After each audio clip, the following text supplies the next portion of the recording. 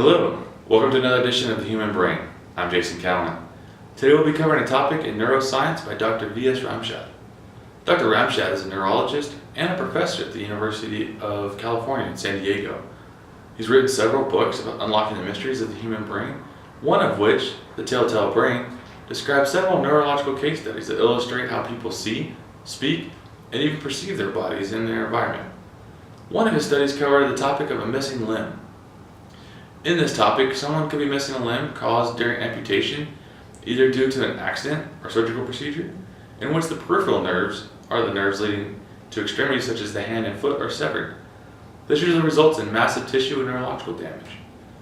In the majority of cases where people have lost limbs, they continue to vividly feel the presence of the missing limb. This clinical phenomenon is known as a phantom limb. The feeling could be as pleasant as tickling, or they might feel as stabbing, shooting, or even a piercing sensation.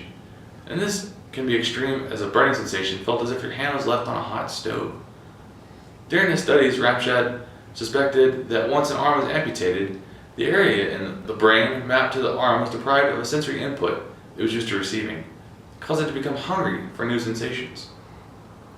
The pains that are felt in this phenomenon are called learned pains, and Dr. Ramchad began asking questions, as scientists are known to do. The most important question he could ask: can your brain unlearn pain by allowing it to send a command to the phantom limb and have the limb move or appear to move in response to the command given? But how do you even do that? This guy doesn't even have an arm. After learning that phantom pain originated due to the mapping of the brain, and that the brain could remap itself eventually, Dr. Ramchad realized he might be able to trick a patient's brain into unlearning the pain that they feel that's associated with their phantom limbs. The answer, Dr. Ramchad discovered, was a simple mirror box, as seen on this slide, where he propped up on a table parallel to the patient's nose.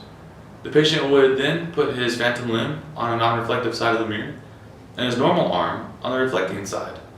When the patient then looked at the reflecting side, it appeared as if the phantom limb had returned. It was in fact a reflection of the patient's existing arm. And this type of therapy used with amputees often involve mirror neuron systems. Although patients know intellectually that their phantom limbs have not returned, they are able to trick their brains into thinking that they have limbs. It is thought that phantom limb patients experience mirror neuron activities when the patient observes the movement of the other limb in the reflection. It is this thought that this mirror neuron activity may reinforce the brain to trick itself into offering a representation of the phantom limb, and thus relieving the patient's pain. Dr. Ramchad was successful in not only testing these theories, but to be able to provide us with a better understanding of how the brain actually works and how it is mapped.